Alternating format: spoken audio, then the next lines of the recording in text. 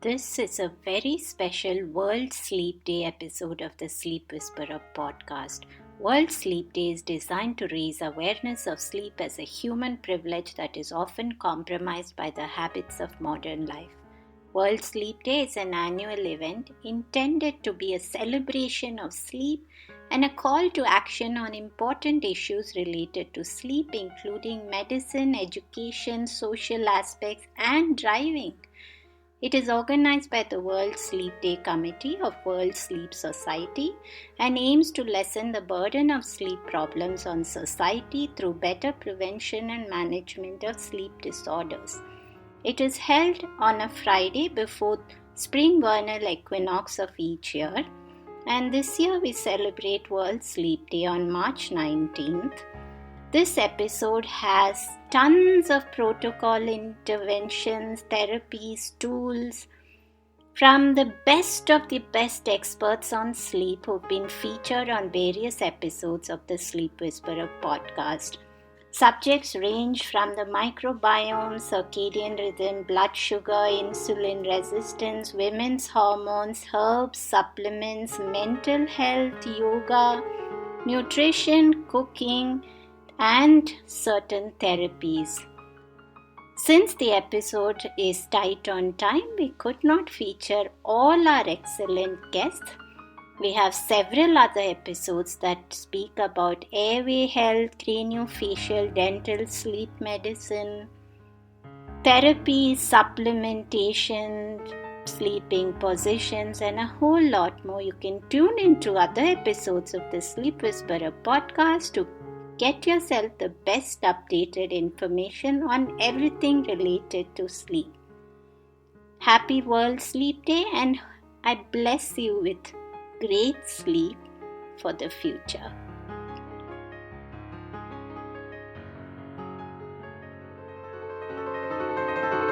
Welcome to the Sleep Whisperer podcast. I'm your host, Deepa. Join me and my many expert guests and medical professionals from the cutting-edge science of functional medicine of the West and ancient wisdom of the East. Learn all about how to discover your root causes of poor sleep and understand the proper tools and techniques to end your confusion and begin getting a good night's sleep. It's time to regain hope and begin your sleep journey with the Sleep Whisperer podcast.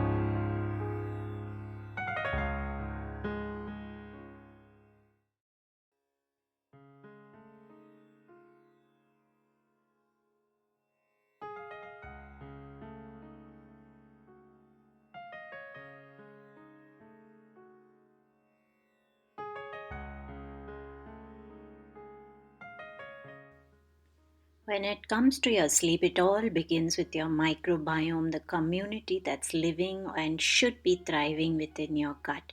Since most of your serotonin is produced within your gut, a healthy microbiome plays a key role in your sleep.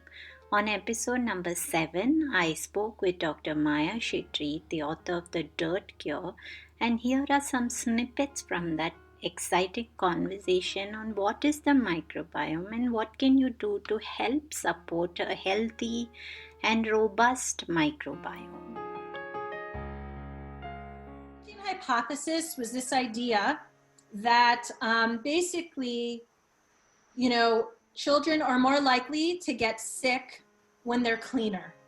And the idea was that, okay, we see children who grow up on traditional farms, and those children tend to have fewer allergies and less asthma, right? Like less of this kind of allergic, atopic, we call it, kinds of conditions.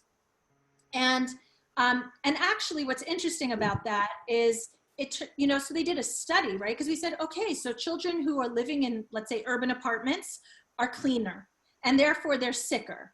But then there were some scientists who went into an urban apartment and compared the number of microbes, microbes being bacteria, viruses, fungi, parasites, the whole gamut of different kinds of germs, as we also call them, and compared it to the number that they found on a farm, on a traditional farm. Turned out that the numbers were very similar. But the difference was that on the farm, there were many more kinds of microbes, meaning that it was a much more diverse array of different kinds of microbes. So what we then kind of discovered from that is that it's not just about being cleaner, but it's about having access to diverse organisms, being exposed to diverse organisms. And what I'll add to that is what happens when we have diverse organisms in our body, and I'll talk about the microbiome now, is that it prevents, when you have many different kinds of organisms, it makes it less likely that any one organism will grow out of control, which is what we call an infection, and it also allows this constant communication with the immune system, so that there's a back and forth. So let me say what the microbiome is. The microbiome is a body of 3 to 5 pounds of organisms, microscopic organisms. Like I said, bacteria, viruses, fungi, parasites, any number of these things, 3 to 5 pounds that live in and on our body. And we talk, so our skin, our mouth, our ears, our nose, there's a vaginal microbiome. But of course, the big place that we talk about it the most is the gut microbiome. The gut is open on both ends, right? Mouth and the other end.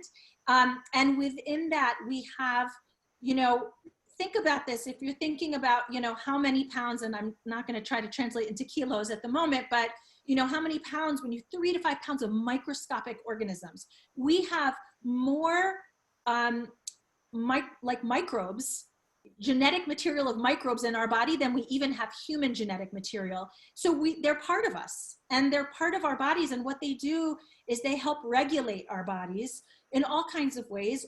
One of which is they help us break down our food in really important ways.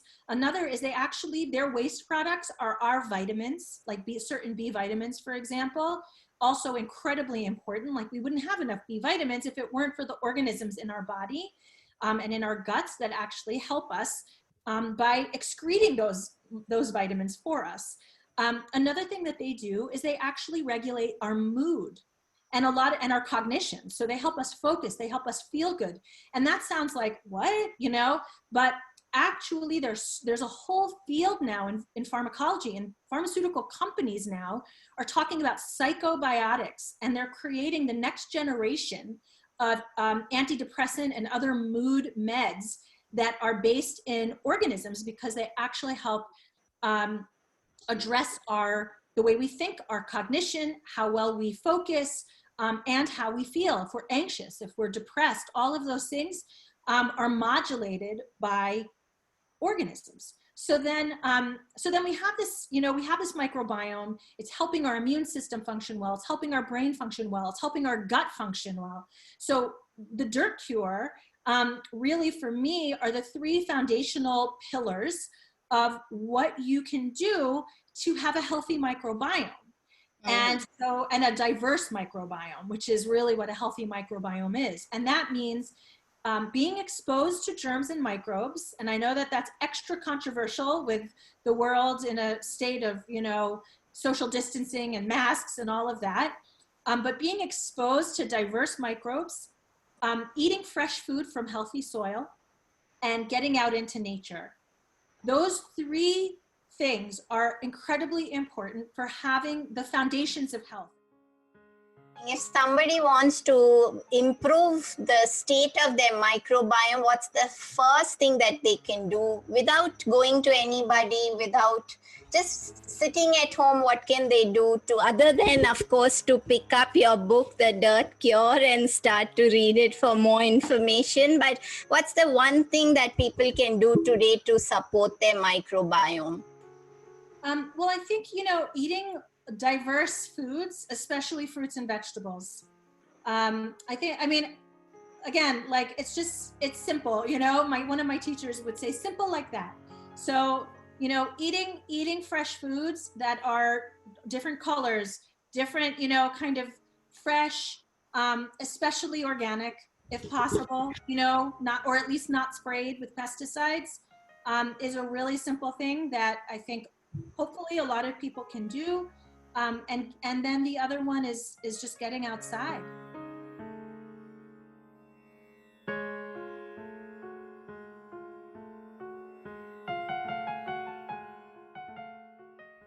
Blood sugar balance is key to sleep, cognitive performance, and for having stable neurotransmitters.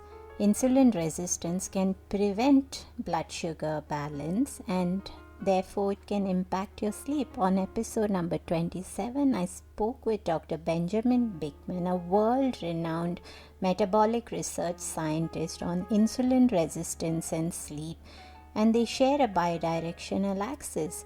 Several nights of poor sleep can drastically make insulin resistance worse, and insulin resistance itself can be at the root of several symptoms and conditions that predispose you towards poor sleep.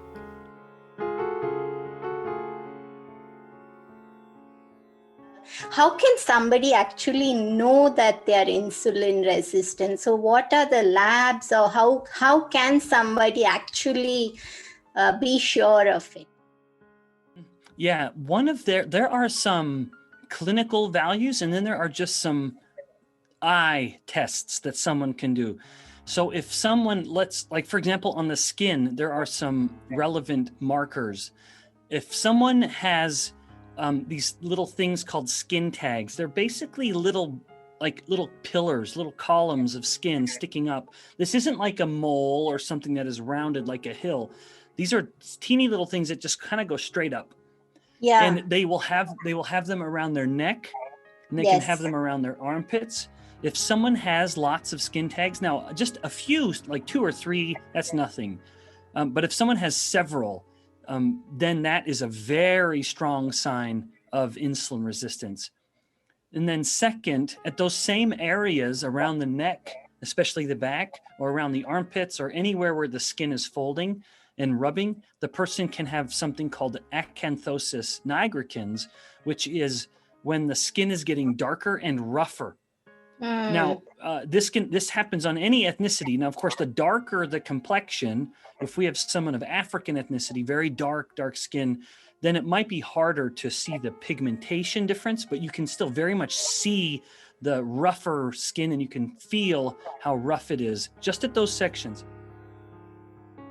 Some of the strong signs of insulin resistance. Now, if we move away from what we see with the eyes into what we see in the clinic, one of the best ways is to just measure insulin.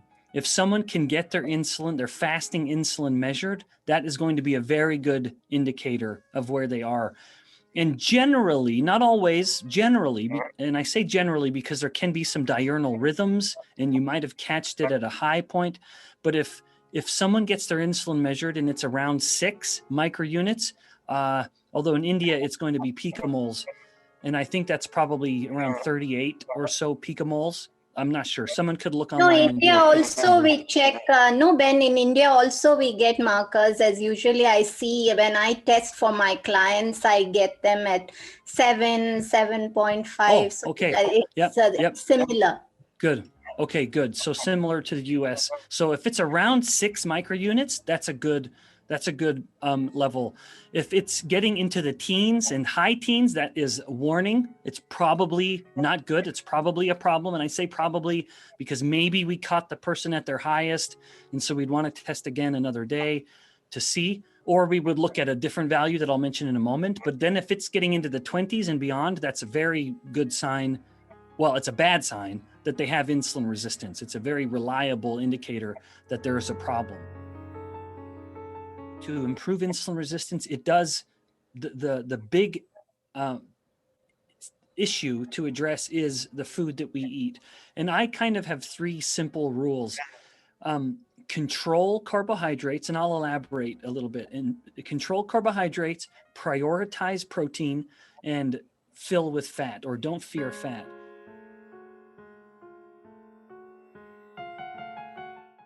Sleep and mental health are another bidirectional axis. So many aspects of mental health impact sleep, and poor sleep can be the root cause of several mental health challenges.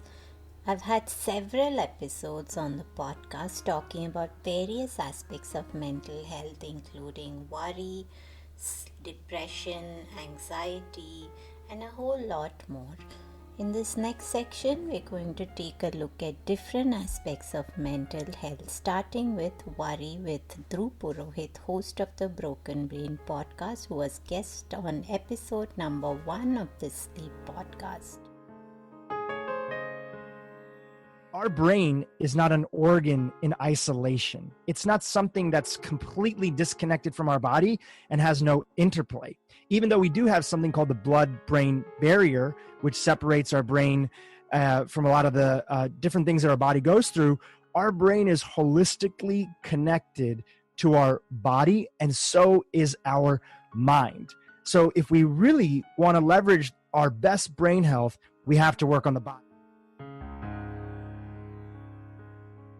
Yeah, so I think worry is a big topic, and it's often unaddressed because sometimes we talk about extreme sleep disorders like really severe insomnia, and then sometimes we talk about things like depression impacting sleep, right? A lot of functional medicine doctors talk about that.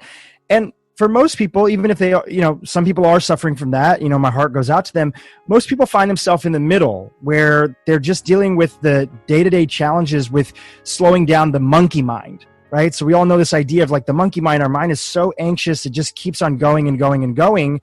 And that's where I often see worry being a big factor that prevents people from getting in a good sleep rhythm, which is why also, we suggested as a topic for today's podcast. So what that looks like is you're in bed and you're trying to, slow down and quiet the mind so that you can focus on going to sleep. And then the mind comes in and says, but what about this? Did you think about that? Did you think about this? And then that worry becomes a cycle, and more worry creates more worry. And sometimes people even worry about worrying. And, we already know that from the World Health Organization, and here in America, the CDC, the Center for Disease Control, we know that sleep and lack of sleep and insomnia is a global epidemic. And one of the interesting things is, if you look at the podcast stats that are out there and a lot of top books being sold on Amazon, the sleep category during the coronavirus epidemic, COVID-19, shot up a ton. I think a lot of people found themselves in this place where they were having a hard time sleeping and they were worrying a lot, or maybe dealing with the different anxieties that they had. So we know that it's a big issue. And I think anybody who's listening to this podcast can relate to the idea of wanting to slow down, but then finding that they can't and that their brain isn't quote unquote shutting off. So that's what worry looks like. It interferes and prevents us from slowing down so that we can actually go into rest and relaxation in the parasympathetic nervous system inside the are nutrients that are missing from our diet that can often play a role. And again, I know you work a lot with your clients that you work with. And one of the most common ones that's going to be there is magnesium. In the morning, having some movement and setting the intention for the day is all things that are successfully part of a morning routine that'll benefit us throughout. It's like calling a friend, talking out loud to myself, putting my hand on my chest, or anything else that's there, like journaling. So if we're checking in with ourselves throughout the day, that's going to help us in the evening.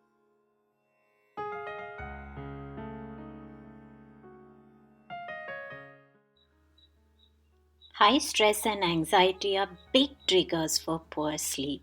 On episode 18, I spoke with psychiatrist Dr. M.G. Thomas, and he provided us with an excellent tool that everyone can incorporate starting today, which can help to lower anxiety, reduce the stress response, and help you to improve your quality of sleep. Yeah. Subjective feeling of anxiety, that is the tension, fear, and so on, and sleep disturbance. Right? I also said that when the stress occurs, the brain rhythms become rapid, irregular, while if you are calm, it is regular, rhythmic, and continuous. So if you look at it from the other end, if you somehow make your rapid rhythms in the brain into rhythmic, continuous, regular activity, you might probably bring down the stress too. Okay, you are changing the rhythms of the brain. Basically, the brain rhythms are reflecting the electrical activity of the brain. So if you bring down the fast pace of the electrical activity into a slow pace, which is rhythmic, continuous, and regular, then maybe your anxiety comes down. Right? Now, you can actually do that by introducing a stimuli from outside, which is rhythmic and stimuli, and rhythmic and continuous. Okay. Now, I'll explain using what I use with all my patients. I ask them to walk regularly, at least for 1 hour. When you walk, your leg movements are rhythmic. And also your thigh muscles actually circulate blood rhythmically. So there are already 2 rhythms there. And then if you chant something or listen to some rhythmic music, in fact, some of the sleep podcasts use rhythmic music. Yes. Okay. So if you use, that is one more stimuli which is rhythmic. Okay. So you can use all your sensory organs to get some form of rhythm introduced into the brain.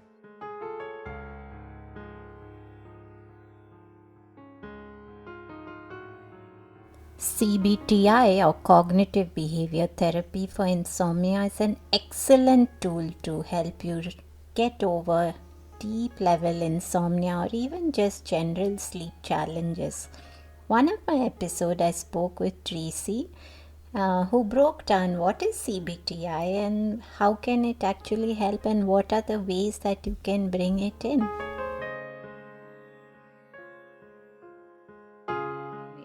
And in some ways, it's not really well named because cognitive behavioral therapy for other things is very different from cognitive behavioral therapy for insomnia.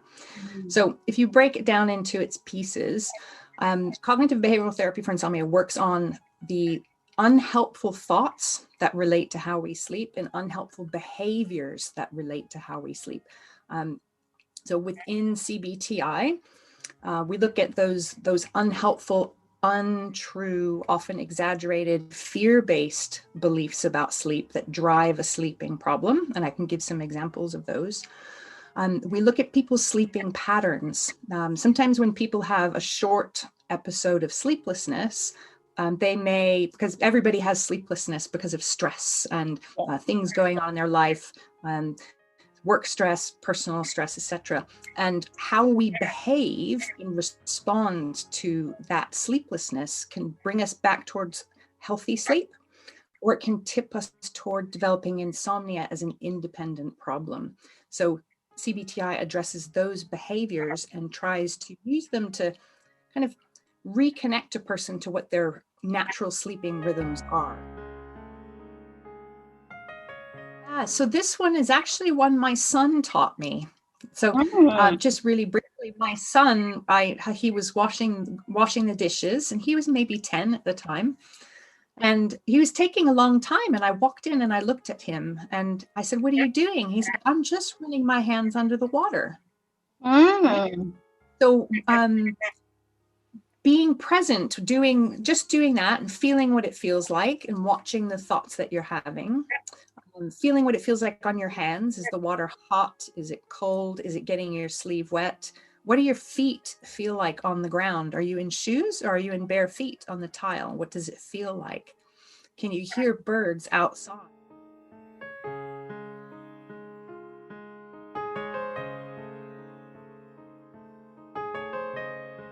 If If you're a woman, it's so common to lose sleep at specific times of your cycle. Your hormones maintain health, they keep you mentally calm, they affect metabolism, growth, sleep, but they're also affected by sleep.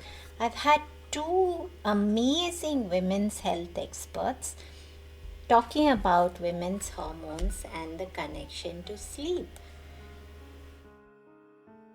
On episode 14, I spoke to Misty Williams, the founder of Healing Rosie, and she had so much to share about hormones, sleep, and bioidentical hormones, as well as some hacks that you can bring in today to improve the balance of your hormones and how you sleep. We really need good fat to make hormones, and we need hormones to sleep. So it's really important that we have good fat in our diet. Hormones significantly impact our sleep. When they first put me on progesterone and estrogen, my sleep majorly improved. To take DIM and calcium deglucarate and support your body in really detoxing that estrogen out of your system, and it can be a game changer. Because a dark room, as your red blood cells are coursing through your veins at the level of your skin and not picking up any blue light, it signals more melatonin, more melatonin, more melatonin. I have a really high melatonin level at night. And that comes from doing all of the lifestyle stuff. You know, I have a high melatonin level, even though my sex hormones are shot, even though my thyroid is shot. You know, all these other things that you would think would also mean your melatonin is going to be shot. No, because what governs melatonin is light.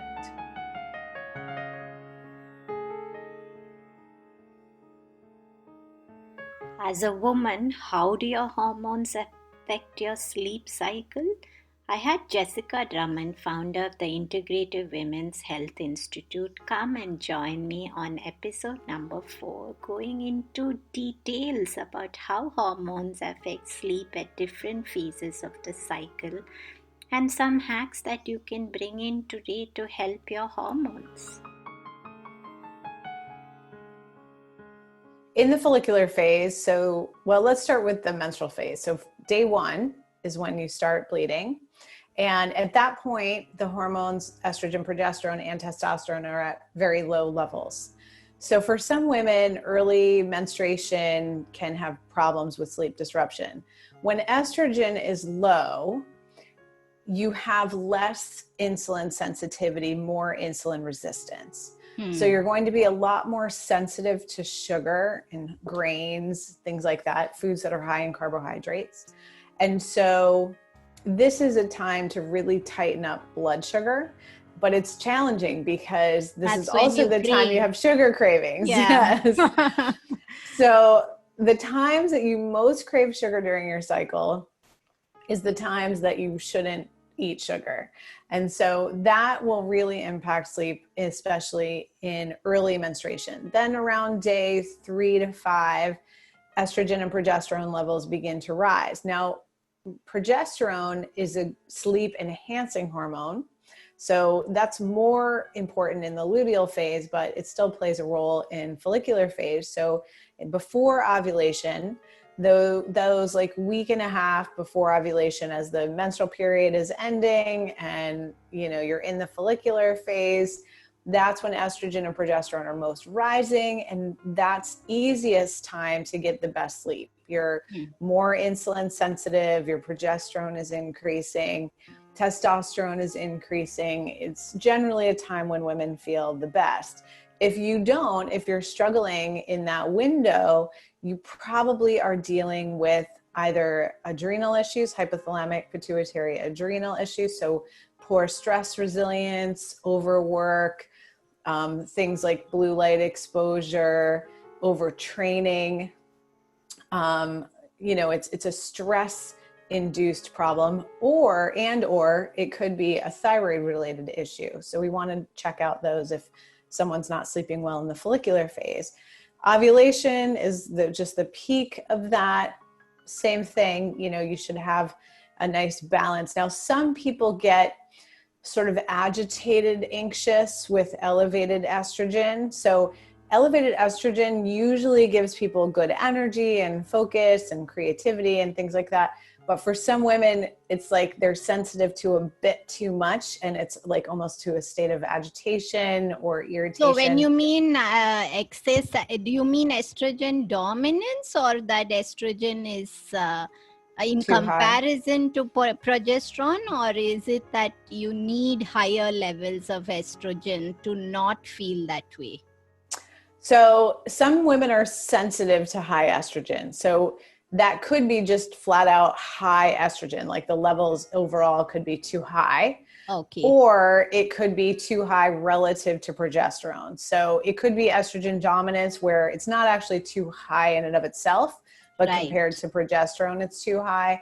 And other times it's just too high. So if it's just too high, you could be dealing with a metabolism issue at the liver, or and if it's more exogenous estrogen, so like chemical estrogen exposures, like either hormones or excessive exposure to plastics or things like that, then you also want to look at that. So reducing exposure, but also looking at metabolism in the gut, because the gut bacteria metabolize exogenous estrogen. So if maybe not eating enough fiber, maybe needing some probiotics, things like that.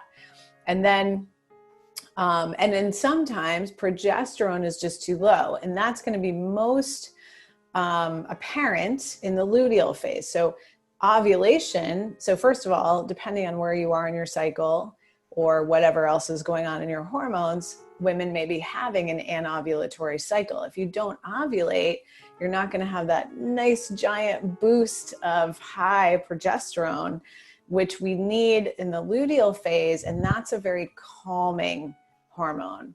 So ovulation is the key trigger for that. And if you don't have that in the luteal phase, if you're not feeling more calm and connected, it's probably an issue of either having an anovulatory cycle or having an ovulatory cycle and still having low progesterone. Once a year, twice a year, or quarterly, as much as you think you can. My friend and colleague, Dr. Alan Christensen, coined a term called the Sleep Cation. And I believe, and I don't know this for sure, but I think it's based on some camping literature that if not, then the reason I use it is because of this camping literature. So it was found that if people go camping with no devices, no screens, no phone access, things like that, for 3 days, their circadian rhythm will return to more optimal.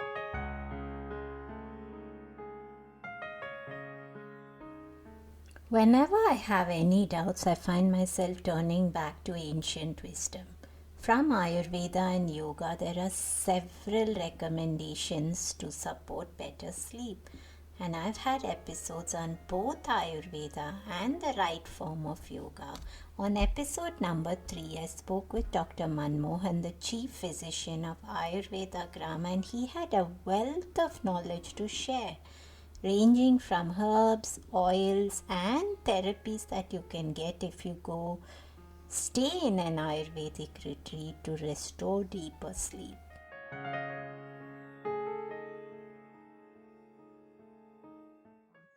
The sandalwood is the major ingredient. Ksheerabella thailam. These are things which one can apply on the attacks of the head, retain for about half an hour, and then wipe it off. And with or without a shower, can get a good sleep if they practice it on a daily basis. Or even your feet massage with cold water, anything that is cooling, to soak your feet in a little bit of cold water. That would be much more refreshing to the eyes, of course, and to cool the body, that would be ideal. Do you know about the touch me nots, the one small plant which closes up when you touch? Yeah. So plucking that small plant and washing it thoroughly, taking the mud of roots, etc., and grinding it into a paste and applying it on the. Well, you have this Valerian Jedimancy, In Sanskrit, we call it tagal. The powder, the root of this, in India, it is easily accessible. In most tropical countries, it should be available. And even it grows in the temperate part of the planet as well.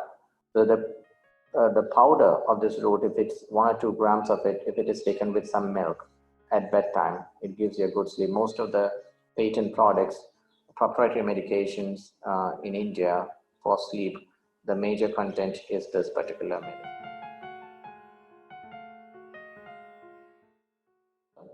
And there are so many other classical medicines, Deepa, like Drakshadi Kashayam. You can have the Mahakalyanagam Kashayam.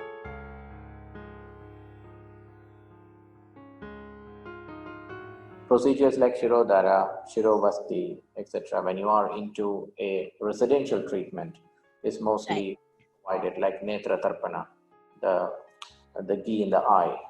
Those are treatments which also will help induce good sleep.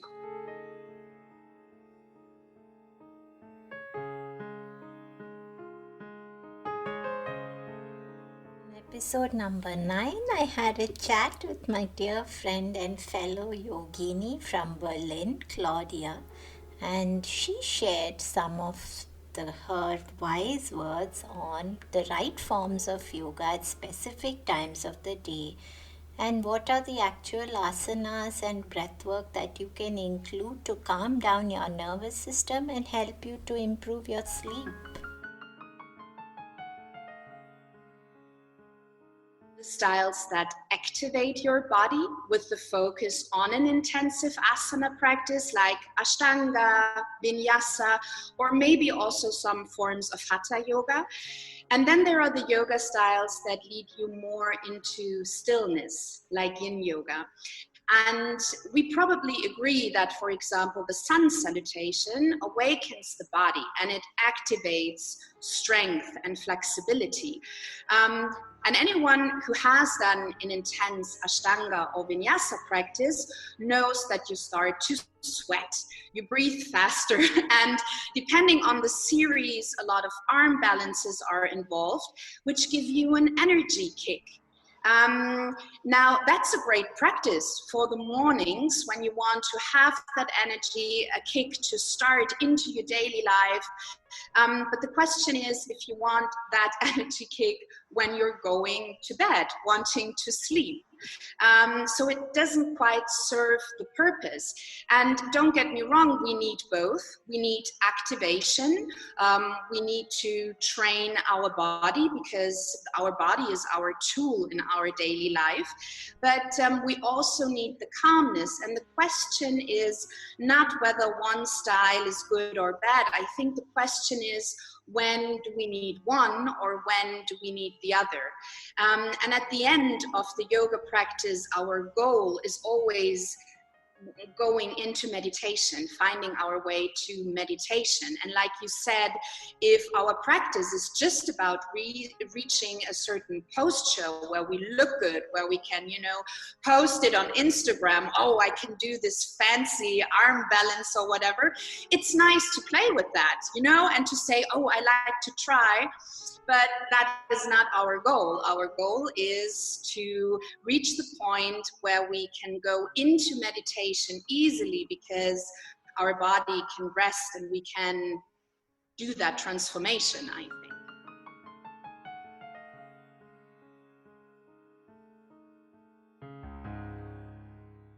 I love twists too. Especially, lying on the back and twisting. Yes. And yes, I think that's something that just feels good because, and you described it so wonderfully, what it does with the body. So when it comes to asana practice, I think you have the asanas, but also pranayama influences our nervous system because we concentrate on a calm and steady rhythm of breathing. And we know that breathing deeply into our stomach has the effect of calming us, not only physically, but also mentally, right? And we have the same effect when doing shavasana at the end of our practice because we relax all the muscles in our body at the same time. And the calming effect on our body is more significant when we have engaged the muscles before. So we can consciously feel the tension in our body and then release that tension. So we press the reset button, so to speak. We feel the moment of pausing and relaxing on a deeper level, and we become aware of the small changes in our body. So that helps us to recover from the stress and get the energy back that we need for the challenges of our daily life. And the nervous system, that is our external and internal system of communication in our body. It transports our emotions and the sensations that we're having through our body, right? So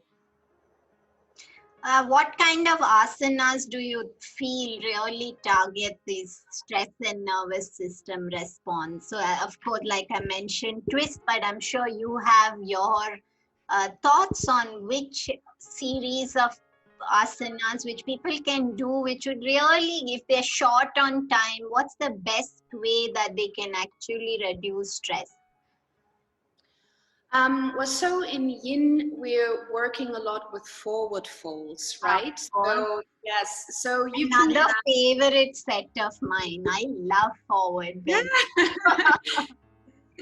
Yeah, so you can sit in Paschimottanasana, for example, and you just fold forward and you stay there for quite some time, not going too fast, too deep, because then it's difficult to hold a pose for a longer time.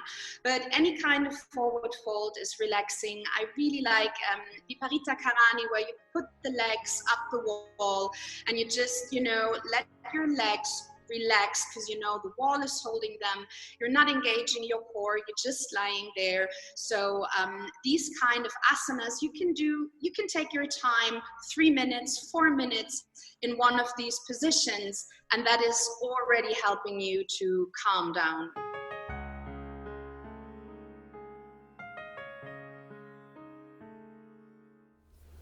Sleeping pills is a huge subject of discussion when it comes to insomnia. The potential to get addicted to them and the side effects of long-term use of these drugs is quite detrimental. On episode number 26, I spoke with my dear friend and my sleep soul sister, Dr. Nishi Bhopal, MD, an integrative psychiatrist, and we broke down the dangers of sleep medication and what are some of the supplements that you can use while you wean yourself off sleeping pills, because this is a subject that needs discussion and that needs a lot of attention.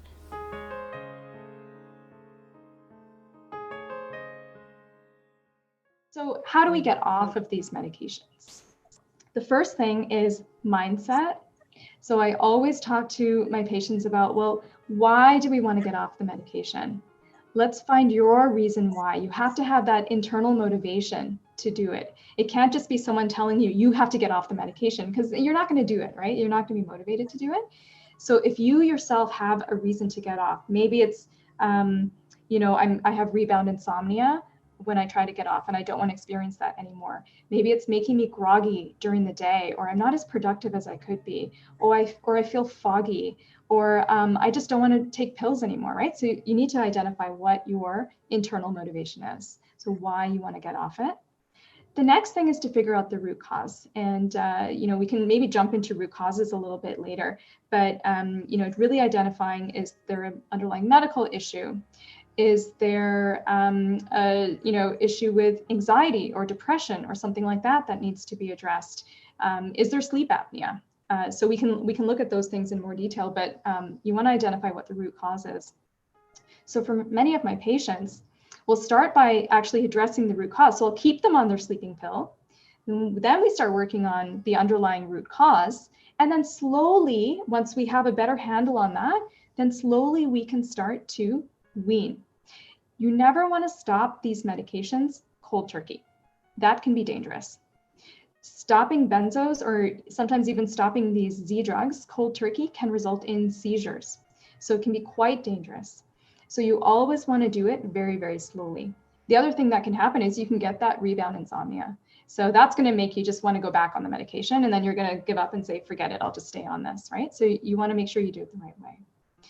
And the way that I usually taper people is very, very slow. And the longer the person has been on the medication, the slower I go with the taper. So what this could look like is if they're on a full tablet, let's say every night, we'll cut it down to a half tablet, 1 night a week. So 6 nights on a full tablet and 1 night on a half tablet. And then leave it at that. And then they'll get a little bit of confidence and they'll say, oh, actually that was okay. So next week or in 2 weeks, we'll do 2 nights on a half tablet and 5 nights on the full tablet. And we'll do that for a couple of weeks. And okay, that was okay. And we keep building from there. So I've had patients where they've been on these medications for years, and we could take a year or longer sometimes to taper off.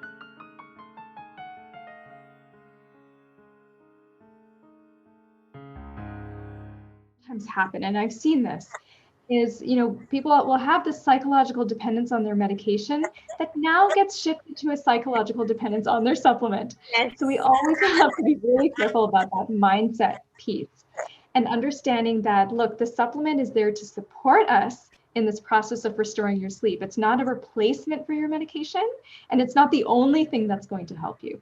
So I always, try to frame it that way with people, so they're not just, now dependent on the supplement. And I've seen this with patients where they'll say, oh, I didn't take my, Valerian, I'm not going to be able to sleep tonight. And we're getting to that same pattern that they were in with the hyperarousal response and the dependence on the medication. But having said that, I do use supplements to support the process in restoring sleep. So I mentioned melatonin. Melatonin is one that I do use, particularly if people have a circadian or body clock issue. And we use this to kind of restore their natural sleep rhythm and sleep pattern. Melatonin, if you go to the drugstore, at least here in the US, usually you'll find doses of 3, 5, or 10 milligrams, sometimes even 20 milligrams, but they're way too high for most people. Yes. And so we need to be careful with dosing of supplements as well. Even though they're natural and they're over the counter, they're not without risk. So with melatonin, I usually use 0.5 milligram, usually no more than 1 milligram, timed a couple of hours before bedtime, depending on what the person's natural rhythm is. So, we'll figure out the right strategy and the right timing and adjust that as we work on the sleep. And I usually don't use it for more than about 8 weeks. And the reason for this is that we don't have a lot of data on the long-term use of melatonin. And so when we don't have a lot of data on things, I usually don't, recommend using it for longer. But also I do see side effects with melatonin as well. So what are the side effects that you see, Nishi? Let's talk about that. Yes. So one of the most common side effects I see with melatonin is vivid dreams. And oftentimes people don't realize that there's that correlation. So I'll have patients come back to me and report, oh, I had these crazy dreams. And I ask them, well, did you take melatonin that night? Oh, yeah, I did. So vivid dreams is a very common side effect. Depression is another side effect, especially with long-term use. So I've seen patients who have been taking melatonin for years, and they also have this chronic depression. And when we start weaning them off, so I wean them off just like I wean them off medication, we see that the mood starts to lift. We also see chronic fatigue and grogginess with long-term use of melatonin, and daytime sedation and sleepiness. So, again, it's a natural thing. It's something our body produces, our brain, the pineal gland in the brain produces melatonin to promote sleep and to regulate our sleep-wake cycles. But just because it's natural doesn't mean that it doesn't have side effects.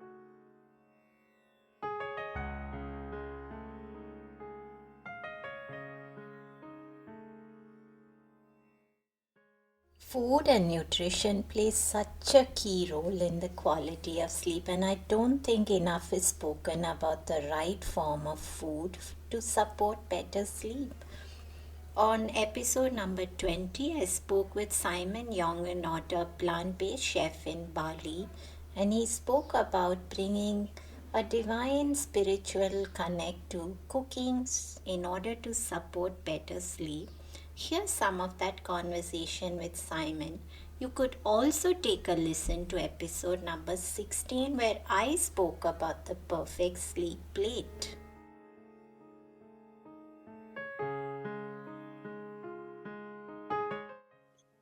What is flavor? That's a good question to ask. What is flavor? Because we eat something and we go, wow, what a great flavor. But we don't often think about what this really means. So because we are, very complex being, and we register a lot of different things at the same time when we eat something. So we register taste. And taste refers to salty, sweet, sour, bitter, or umami. Umami being the taste of savory, okay? And then some argue that fat is another one, the sixth one. So the sensation of fat in the mouth. But those are those sort of like knee-jerk responses. When something is really salty, okay, go. And then there's aroma. And so aroma is more the perfume that we register in our nose. And so strawberry aroma is very seductive, or rose. But imagine a strawberry with this amazing aroma, but it has no sweetness and no acidity. Okay, it would still be a boring strawberry. So it's the combination of the sweet and a little bit sour and the aroma of strawberry that's already making a nicer strawberry. And then another one comes along that is texture. And imagine if the strawberry just melts in your mouth. It's just sort of like, wow, that would make it a really amazing strawberry. But the problem is now with commercial varieties, they're grown for transport. So they are sweet, they're aromatic, but they're too crunchy. And then still it's like, and so to stick with strawberry, the whole sensation of this amazing strawberry comes from the taste, the aroma, the texture. And then there's another one. Imagine you grew up and your first boyfriend used to feed you strawberries on a picnic blanket. Memories. On a spring day, yeah?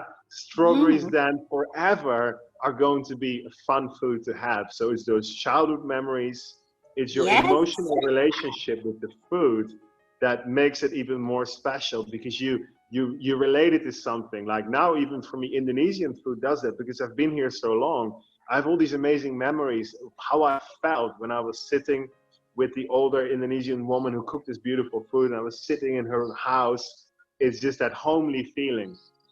So for me, a great dish embodies amazing flavor, taste, texture, aroma, the whole thing, and then we create the memories, the feelings around that. So as a chef, we start to consider that, and we want to bring in the contrast in terms of those things. So if something is sweet already, we want to bring in some acidity, or if something is a little bit bitter, we can bring in some saltiness, or etc., etc., etc. And if you don't know where to start with dishes that you like. So you go, I like lasagna. And you go, why do you like lasagna? I don't know, I just like it. Now ask yourself, why do you like lasagna? I really like that it's layers. And when I stick my spoon in, I sink my spoon through all these different layers. And then there's a tangy sauce and a creamy sauce. You know what I really like? When the little lasagna sheet stuck out and it's all crunchy on the edge. And so then you start to realize what you like is the textures of creamy and crunchy, the layers, the salty, and etc., etc. And so you start to understand why you like lasagna. And then you can say, well, I'm not making lasagna today because I don't like to use tomatoes, and I don't think pasta is healthy, for example. I'm not saying it isn't, but you could use other ingredients and recreate the lasagna experience. And that's what I've always done as a plant-based chef here in Bali, where I was restricted to local ingredients, not using meat or fish. And again, I'm not against anything, but I was just recreating my childhood dishes, and it became very popular, because that's how it's operating in my mind. So that's what I recommend for people to do, is to think of your favorite dishes, think why you love them, then start sourcing ingredients that you believe are healthy and that are good for the earth, that are local, that that are grown organically, and then you start creating from there.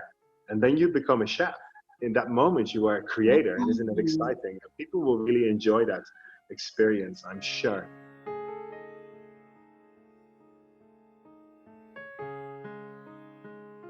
When it comes to therapies, tools, and biohacks, there's so many in the world of sleep. On episode number 12, I spoke to another dear friend, Amy Stark of Stark Transformation. She's also the host of the Ophelia podcast, and she took us through an actual practice using EFT, or Emotional Freedom Technique, otherwise known as tapping.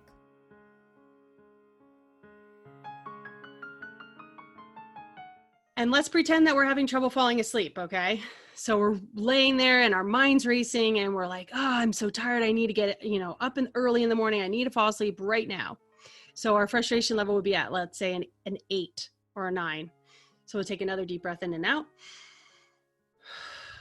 And then we're going to start tapping on the side of the hand. So right below the pinky, there's a fatty part. So we're going to find that part. Yep, it's right there. And we're going to tap there. We're going to say, even though right hand, left hand, doesn't matter. It does not matter if it's right hand or left hand. So it's whichever one is more comfortable for you. And that some people call it the karate chop point, because it's like as if you're karate chopping something. That's easy to remember. Yeah. And I personally noticed that a lot of like heartbreak and grief and things like that will come out when you start tapping on that point. So anything that might be related to it, you can use that as information. So like what if do you actually do there? So you're going to tap lightly on there and you're going to just do it rhythmically and, peacefully, really. If it hurts, don't do it, strong. That's what I say. So then we're going to say, even though I'm having this trouble falling asleep at a level 9, I deeply love and accept myself. Whew, I'm already starting to yawn. It's almost getting close to bedtime over here for me. It's almost 7 o'clock at night, so I'd be winding down. Is that your bedtime, Amy? No, I go to bed more like 9:30, but this is usually around 7:30. We start to wind down and turn the lights down and things like that. So don't worry about it.